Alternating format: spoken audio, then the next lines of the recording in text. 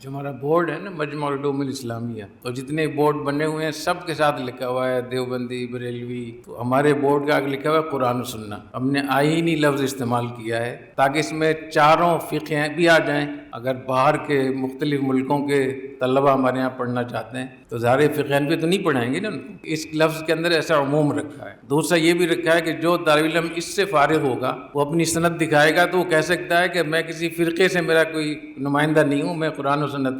تو وہ آئینی لفظ ہیں تاکہ آپ کو آگے بیوروکریسی میں آگے جانے میں آپ کو آسانی ہو۔ تو پورا سوچ سمجھ کے یہ لفظ وہاں استعمال کیے گئے ہیں۔ باقی ہمیں دیوبندی سے کون ہٹا سکتا ہے؟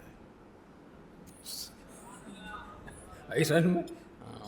تبلیغی جماعت میں سارے لوگ جاتے ہیں لیکن بیان تو سارے دیوبندی کرتے ہیں، فضائل اعمال پڑھتے ہیں، جتنی بھی چیزیں ہیں، تو آخر بالآخر اس کو بننا وہی ہے، اور کوئی نہیں بنتا تو اس کے لیے بھی گنجائش رہے، تھوڑا دل بڑا کر لیں۔ اسی بخاری شریف میں آپ نے پڑھا ہوگا یا آئندہ آپ اس میں پڑھیں گے، قیامت کے دن جب جنتی جنت میں چلے جائیں گے اور جہنمی جہنم میں چلے جائیں گے تو اللہ تعالیٰ فرشتوں سے کہیں گے اخرجوا من کان فی قلبی مثقال ذرۃ من ایمان، کہ تھوڑا سا بھی اگر کسی کے دل میں ایمان ہے تو وہ کہیں گے اب کوئی باقی نہیں رہا،